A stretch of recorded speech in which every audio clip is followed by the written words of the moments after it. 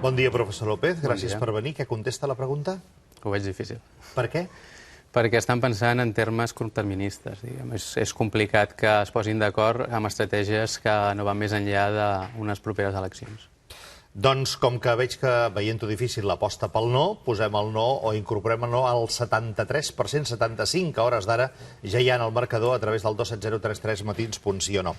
El professor Jaume López ho és de Ciència Política de la Pompeu Fabra i ha dirigit i coordinat un estudi d'abast europeu sobre els nous estats que poden emergir a Europa, no només a la Unió Europea, sinó globalment a Europa, en el decurs d'aquest nou segle, del segle XXI. I precisament, com que estem parlant del testament que va deixar la manifestació de dissabte, a veure si el faran seu o no els partits polítics, un dels elements clau és la sensació d'insatisfacció que la ciutadania d'una nació sense estat, definida així o no, acaba tenint en relació a l'estat que sembla que no se l'estimi, que és una mica el que predominava entre bona part dels manifestants de dissabte, no? No sé si era un clam a la independència. És evident que hi havia moltes veus que clamaven independència.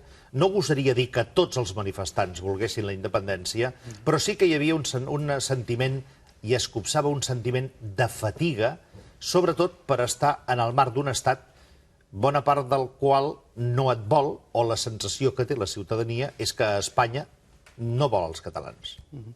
Sí, bé, aquest és un dels elements que més destaquem en l'estudi quan fem una comparativa entre diversos països, que és justament la fallida de reconeixement, en diem, no? Failure of recognition, en anglès, la fallida de reconeixement per part de l'Estat com una de les principals causes de voluntat de sortida, no? És quan, diem, quan la veu, quan la protesta es converteix en sortida. Quan ja no hi ha camins per fer-te conèixer, perquè et reconeguin i, com a conseqüència, hi ha una opció que va a la sortida. Probablement aquest sigui un sentiment de fons que hi havia a la manifestació l'altre dia. Va tenir vostè la sensació també aquesta que jo intentava descriure pitjor que no pas vostè ho acaba de definir? Sí, la vaig tenir. Vostè també parla d'aquesta insatisfacció. Vostès a l'estudi manifesta dels nivells d'autogovern. Sí, nosaltres el que hem fet és comparar o tenir en compte tant els elements identitaris com els elements de resposta per part dels estats dels que formen part d'aquestes nacions sense estat. I el que destaquem és que aquesta resposta, la resposta de l'estat, és quasi, podríem dir, més clau, més important que les pròpies condicions identitàries, no?, per part d'aquestes nacions sense estat. És a dir, la manca de reconeixement acaba generant l'opció cap a la independència, no? Vostès això ho han fet en 21 universitats europees. Vostè ha estat el coordinador, en nom en aquest cas de la Pompeu Fabra, de 15 països, i tots a partir del mateix comú denominador: insatisfacció en l'autogovern, insatisfacció per la manca de descentralització, sentiment de no voluntat de reconeixement de la identitat pròpia? L'estudi parteix de la voluntat de comparar el que en ciència política anomenem la tercera onada de creació de nous estats, que són tots aquests nous estats que van sorgir amb la caiguda del règim comunista. I aleshores, a partir de l'estudi de tots aquests nous estats, ens plantegem si hi ha en d'altres estats reivindicacions fortes de sobirania. I, per tant, aleshores agafem com a casos Escòcia, Catalunya, el País Basc, Flandes, i també perquè ha servit com a referent el cas del Quebec. Per tant, el que fem és analitzar els nous estats, veure quins van ser els seus processos de transició i, aleshores, amb aquestes dades, ens posem a observar aquelles societats on hi ha reivindicacions fortes de sobirania. I això d'entrada, el primer que posa de manifest és el fracàs dels estats-nació.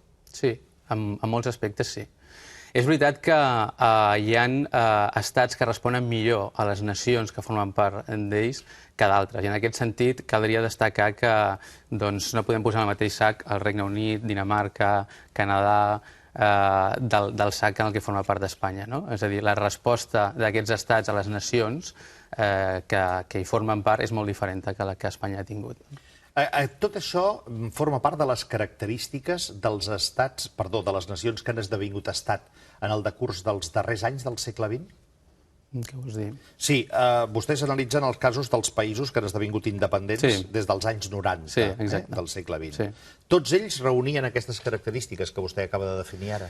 Sí, a veure, aquestes nacions... Perquè alguna part d'ells, evidentment, provenen dels països de l'òrbita comunista, d'allò que se'n deia abans del teló d'acer, no? Sí, a veure, però allà hi havia unes característiques que no tan sols aclaparava el que era la identitat nacional, sinó que també suposava d'autèntica ruïna econòmica, social i, si se'm permet, en alguns casos, lamentablement, també moral. En aquells casos, les reivindicacions eren, en primer terme, democràtiques.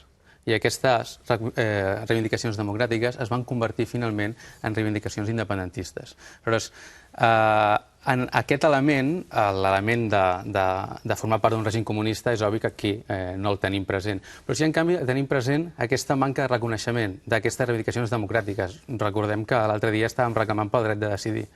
És a dir, en aquest element, aquest punt és efectivament coincident, no? Com una reivindicació democràtica es va a poc convertint en una reivindicació sobiranista i finalment independentista. Això va passar en tots aquests nous estats i veiem que està passant en els estats, diguem, liberal-democràtics, no? Com que coincideix al final de l'estudi i la publicació de l'estudi amb la sentència en qüestió, tenint en compte la ciència política comparativa, en quina mesura la sentència del Constitucional, comparant amb el que han passat aquests altres països, especialment aquells que han esdevingut estat a finals del segle XX, és ja la gota que fa vessar el got. En quina mesura creu vostè que contribueix, insisteixo, comparativament, a donar a les possibilitats que Catalunya esdevingués independent? Jo crec d'una manera molt destacable. És a dir, jo crec que hi ha hagut dos grans fallides de reconeixement a dos nivells molt diferents. Un per part d'Europa, amb el que podríem dir el fracàs de l'Europa de les regions, no? Que crec que es va posar de manifest amb l'aprovació del Tractat de Lisboa, quan hi havia unes promeses per part d'Europa que no es van complir. I el segon gran fracàs és tot aquest procés estatutari. Es pot, diguem, resumir amb la impossibilitat d'un nou encaix, no? D'un autogovern més desenvolupat. Jo a vegades ho resumeixo amb una frase: el dèficit democràtic genera independència. I com més dèficit democràtic, ja sigui en un context, diguem, de règim comunista o en un context de democràcia liberal amb tots els drets i uts, acaba generant tendències secessionistes de sortida per la manca d'encaix. I per què es bloquegen els estats a l'hora de reconèixer, els estats liberals, a l'hora de reconèixer aquestes bases democràtiques? Jo crec que aquí hem de marcar la distinció que abans mencionava, és a dir, no podem comparar o posar en el mateix sac el cas d'Espanya amb altres casos que en la seva tradició ja tenen més present aquest reconeixement. És a dir, Canadà reconeix el Quebec com a nació en el Parlament, el 2006. Gran Bretanya, amb tot aquest procés de devolution, dona per fet i reconeix que està formada per diverses nacions. Dinamarca reconeix el dret d'autodeterminació de Groenlàndia i fins i tot va permetre que hi hagués un referèndum per la qual Groenlàndia sortís de la Unió Europea l'any 85. És a dir, l'únic estat que en aquests moments no està reconeixent la realitat plurinacional de la seva societat, i no només això, sinó que afirma taxativament que només hi ha una nació i que la sobirania només recau, en aquest cas, en el Congrés dels Diputats, és Espanya. Per tant, jo diria que estem jugant a lligues diferents. Hi ha uns estats amb una manca molt clara, o un estat amb una manca molt clara de reconeixement del fet plurinacional, i d'altres que, evidentment, necessiten de noves acomodacions, però que estarien ja en una altra divisió. En qualsevol cas, hi ha els estats centralistes. Espanya és un d'ells, encara que segurament no és el més centralista de tota la Unió Europea, però té una certa tendència a voler emular el més centralista de tots, que és França, per descomptat. Hi ha un cert emmirallament, podríem deduir. Però, d'altra banda, també és evident que tenim tots aquests nous estats que han sorgit, com vostè deia, de l'ombra dels països comunistes, que no era tant una qüestió de centralisme, que també, com una qüestió també de manca de llibertats bàsiques. Quan aquests dos vasos es comuniquen i passen a ser vasos comunicants, és quan es produeix.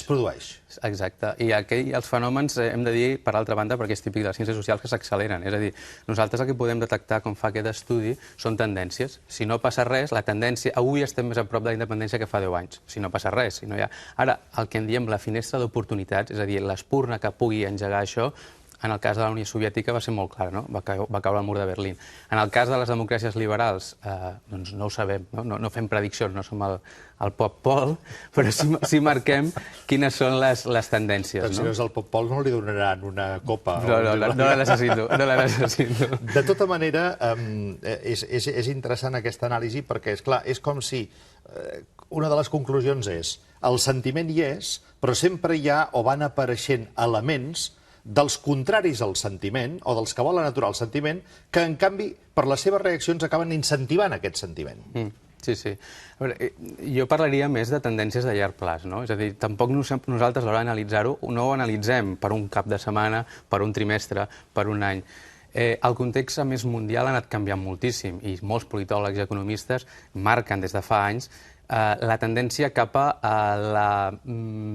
l'avantatge que petits estats tenen avui respecte d'estats més grans. És a dir, no oblidem que a principis del segle XX hi havia 50 estats en el món. Ara hi ha 200 estats en el món. Per què és així? Doncs perquè el context ha canviat, perquè vivim en un context de globalització, de mundialització, d'estabilitat militar, etc. I aleshores això permet que sobrevisquin nous estats. En aquest marc d'oportunitats és obvi que una mala acomodació de les minories nacionals doncs porta cap a una secessió. La sentència de l'Estatut no tan sols embala una mica tot aquest sentiment, sinó que accelera el que seria un tempo adequat si això no hagués passat.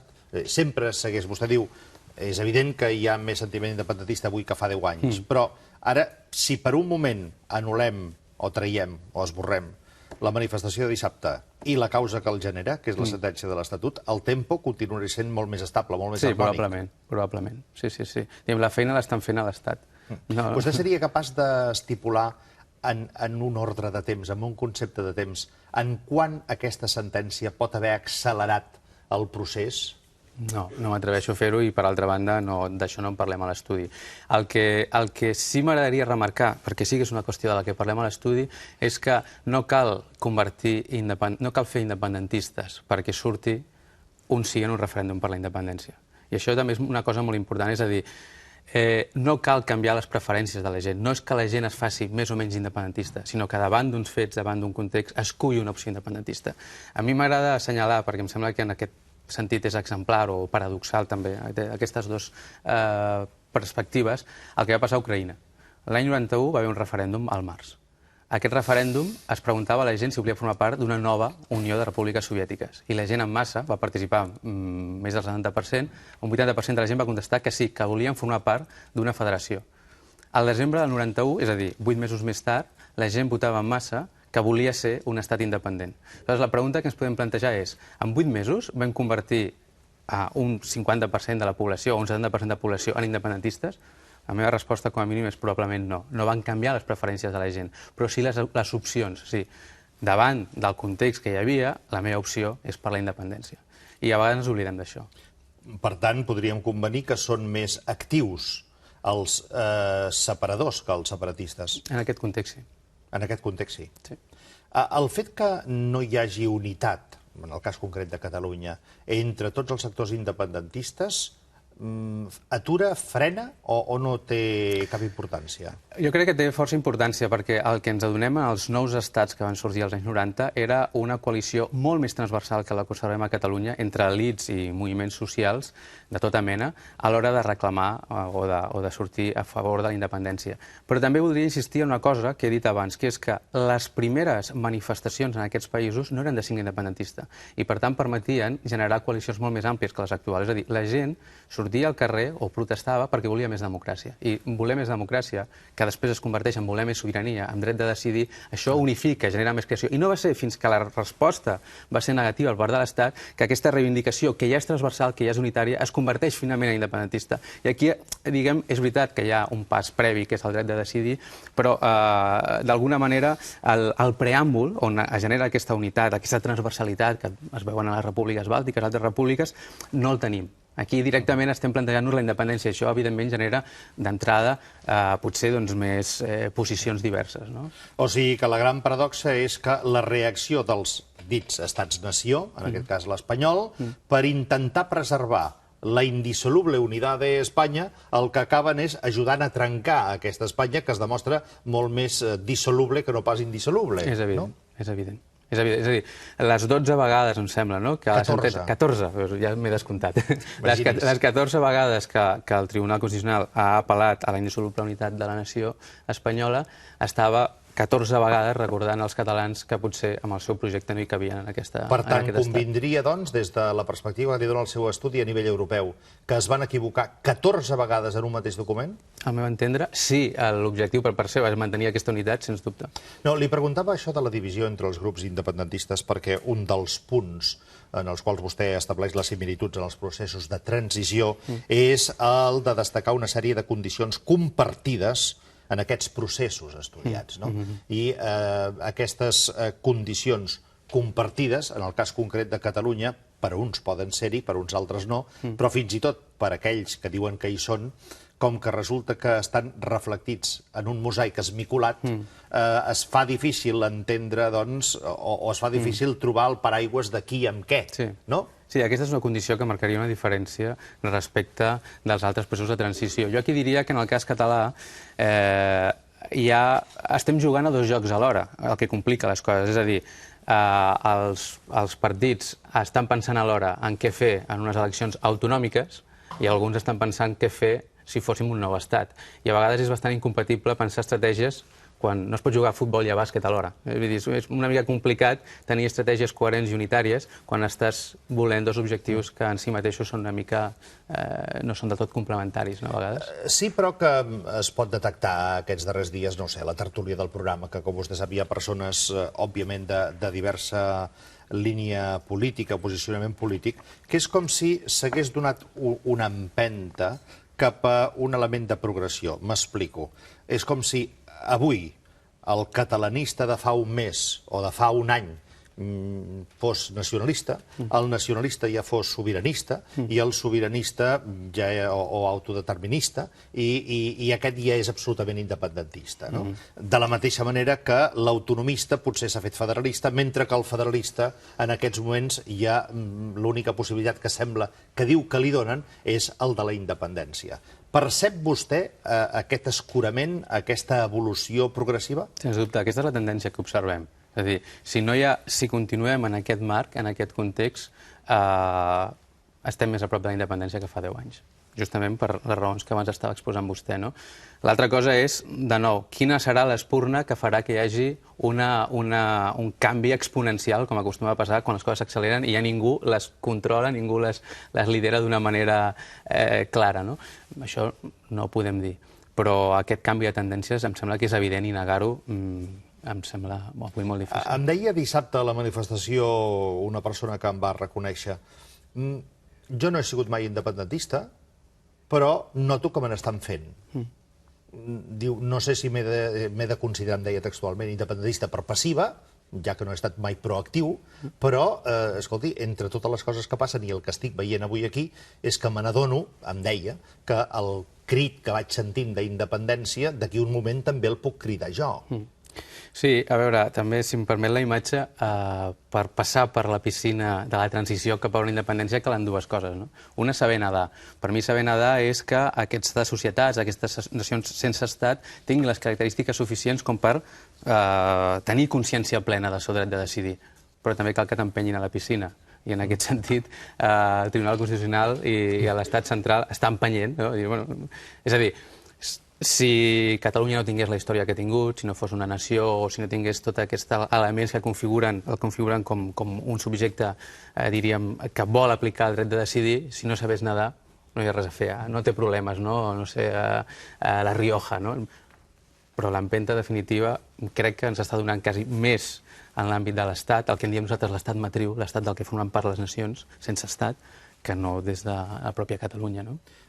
El temps ha fet coincidir l'aparició de diversos llibres. Ara en recordo aquestes darreres setmanes dos concrets de la història del segle XX a Espanya, un dels quals és la recopilació d'uns assajos de Santo Julià i un altre d'un catedràtic de Saragossa, em sembla que és, i el llibre del professor Joaquim Albareda sobre la Guerra de Secesión, en el qual especifica que el que va ser la Guerra de Secessió Espanyola és una guerra europea, és gairebé com la Primera Gran Guerra Mundial, la derivada, o una de les derivades de les quals, és l'11 de setembre nostre, però és una derivada d'un àmbit molt més ampli. Esclar, llegint aquests llibres, la sensació que van passant els anys, els decennis, els segles, i es tornen a repetir els mateixos moviments i alhora també els mateixos errors, et fa percebre, si ets pessimista, que aquí no hi ha solució. I suposo que el qui vulgui ser optimista, com dèiem abans, pensa, doncs, ja la solució que em queda és la de clamar una altra cosa. Però el context sí que canvia. És a dir, el fet de que podem parlar de coses que han passat el 1714 i que ens uneixen a l'actualitat té a veure amb la part de l'estudi que fa referència a les característiques que tenen aquestes nacions sense estat. Una de les quals, una de les que remarca que Catalunya està a la primera lliga, és que tenia institucions pròpies a l'edat moderna, no? Això és una cosa important. Però, quines són les diferències? Quina és la discontinuïtat? La discontinuïtat és que avui tenim un context molt propici per a la creació de nous estats que no es donaven en altres moments. I aquest nou context s'ha donat justament, sobretot, a finals del segle XXI. Per què? Per una cosa molt clara. Sempre hi ha hagut tensions entre el centre i la perifèria. Sempre, perquè el poder tendeix a centralitzar-se i les preferències del poder queden lluny de la perifèria. Però com es compensava això? Doncs amb seguretat econòmica i militar, donant un mercat, assegurant una pau. Quan això no és necessari, quan vivim en el paraigües d'una Unió Europea o d'un context més ampli amb la globalització econòmica, aquestes característiques, aquest context canvia. I això sí que no podem dir que passava al segle XVIII, passa a finals del segle XXI. El context ha canviat irremeiablement. El rebuig a les demandes de més democratització incrementa la demanda d'independència. Consta a l'estudi textualment, com acabo de llegir, vostè ho deia abans. Torno a una segona part d'una pregunta anterior. És evident, vostès en aquest estudi el que posen de manifest, negre sobre blanc, és la relació comparativa en 21 estats diferents a través de 21 universitats. Però és evident que més enllà d'un estudi, això, encara que sigui de manera intuïtiva, es pot percebre. L'entossudiment dels que fins i tot neguen la percepció es deu a la por a perdre el que ja es té, i aquesta por és el que realment cega i no permet fer creure que si et deixes portar per aquesta por encara perds més que no pas si la racionalitzes i intentes buscar una sortida pactada? Jo crec que hi ha por i hi ha paradigmes antics també, no? Perquè probablement de bona fe algunes persones pensen que la unitat d'aquests estats actuals és bo, no? Quan a vegades des de les esquerres es justifica que per qüestions de solidaritat és millor que els estats, diguem, es mantinguin, etc. Jo crec que hi ha probablement les dues qüestions. O sigui, la impossibilitat de pensar amb nous paradigmes, la inèrcia, i els que veuen més clares les coses potser la por, no? Que es generin certs canvis. En qualsevol cas, el que també és evident és que hi ha una manca de posada al dia per part de les elits de les sensibilitats populars. Sí, no són gaire receptius, o gens receptius. Però aquest serà el problema, no? És a dir, en aquests moments veiem unes elits, diríem, molt allunyades del que qualsevol observador imparcial, qualsevol ciutadà pot copsar anant pel carrer. És a dir, el discurs de les elits i la reflexió d'opinadors, de persones de carrer, del veí, del quiosquer, estan molt allunyades una de les altres, i això és molt preocupant. Molt preocupant perquè jo penso que té dos conseqüències relacionades però diferents. Per un costat, a nivell del que estàvem parlant fins ara, de l'encaix institucional i de les possibilitats que generin nous estats. I l'altre, quan parlem de desafecció política i de l'abstenció, que és una altra derivada, doncs en part l'està produint aquesta mateixa manca de comunicació entre el que les elits afirmen i la societat. Això és el que ha fet que aquest cap de setmana, diumenge, ahir mateix, encara avui, algun articulista exposi que si d'alguna cosa va ser comú denominador del 1,5 milió de persones que es van manifestar dissabte, no era de la desafecció política, sinó de la crítica directa a la manera de fer política. Sens dubte. És a dir, cap enquesta en cap país mostra un allunyament de la ciutadania cap a la democràcia com a fórmula de govern, en absolut. O sigui, no hi ha més antidemòcrates, de cap manera. Però, en canvi, baixen en picat els índexs de confiança en les elits i algunes institucions. Cosa que no hem de barrejar mai, la confiança en la democràcia, en la confiança en elits o institucions. Això, sens dubte... Però, en canvi, sí que es crea també el caldo de cultiu com perquè, emparat en paràmetres democràtics, puguin aparèixer populistes, demagogs, que no tinguin necessàriament la democràcia per objectiu, sinó l'objectiu siguin ells mateixos. És possible, és a dir, efectivament, el caldo de cultiu perquè es donin aquestes sortides ja existeix. Jo tinc una gran confiança en el seny dels catalans i de la gent que ja té una maduresa democràtica perquè aquestes possibilitats no es donin. El populisme ja sabem cap on se'n porta. L'entrevista del dia al doctor Jaume López, que ho és també de Ciència Política de la Universitat Pompeu Fabra, encara que té un amplíssim currículum que ve avalat també per el fet d'haver estat màster de Teoria Política i Social de la mateixa Pompeu Fabra, doctor en Ciència Política i Administració, màster en Filosofia de les Ciències Socials per la London School of Economics, llicenciat en Ciències Polítiques també per la Universitat Autònoma de Barcelona. Les seves respostes analitzades i resumides en un minut per Joan Manuel Perdigó. Joan Manuel, bon dia. Bon dia. Bé, tant de les paraules del professor Jaume López com de l'estudi, diguem, que ell ha coordinat o ha dirigit amb especialistes de diferents universitats, cal deduir una cosa de la que ens ha posat èmfasi al començament de la seva intervenció i que en realitat quasi els una mica més profans ja deduïem. És aquella màxima de que fan més mal, diguem-ne, a favor de les unitats de països com Espanya, els separadors, que els separatistes. Diguem, d'alguna manera, l'estudi que dirigeix el professor ens fa una anàlisi de com ha anat el procés d'independència dels països bàsicament de l'est, del teló d'acer durant els anys 90 fins ara, per tal d'establir mecanismes que diguin si realment en la realitat actual queden encara països a Europa que puguin assolir el nivell d'independència, etc. Bé, el professor ens explica que en realitat el gran moviment que hi ha a l'Europa de l'est en els anys 90 és un moviment de reivindicació democràtica que un cop, diguem, bloquejat per part dels estats centrals, excomunistes, etc., deriva en una reivindicació que acaba amb les independències.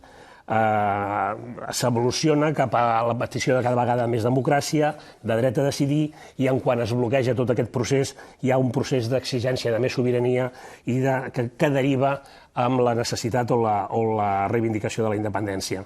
El professor posa èmfasi en que en el cas actual, en dels països que encara, diguem, podrien ser susceptibles d'independitzar-se, hi ha dos moments en què es produeix una fallida de l'expectativa de que això no pogués ser així.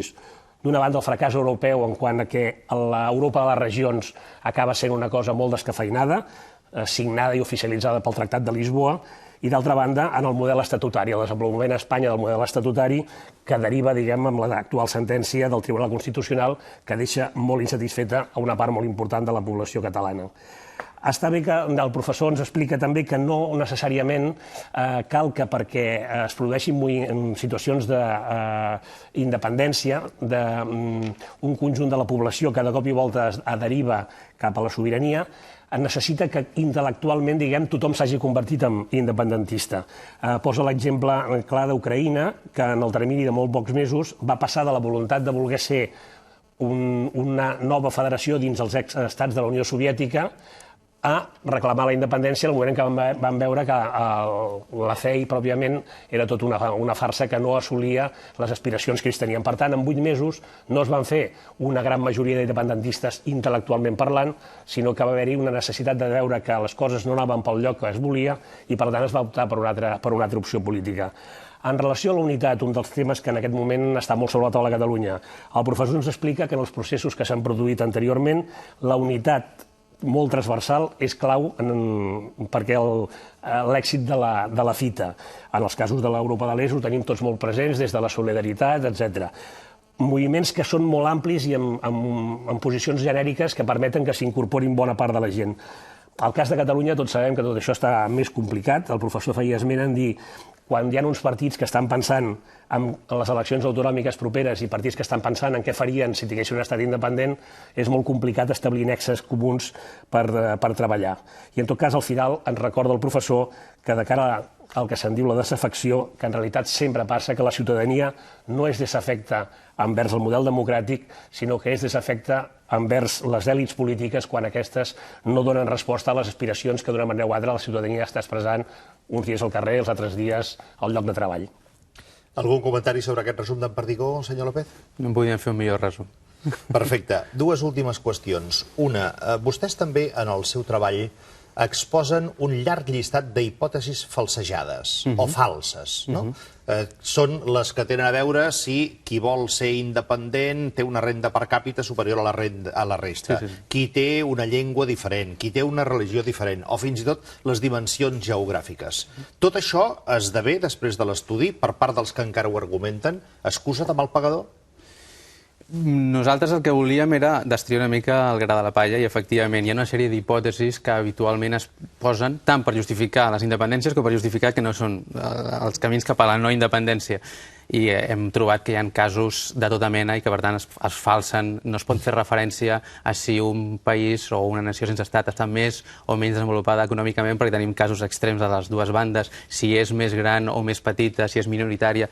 Són més aviat, insisteixo, els elements de falta d'encaix i d'autoconsciència del dret de decidir d'aquests territoris, d'aquestes societats, els elements claus. Perquè en els altres hi ha una casuística tan gran que no es pot dir que hi hagi un camí que se'n derivi de les dimensions d'un país, si és més gran, més petit, de l'economia.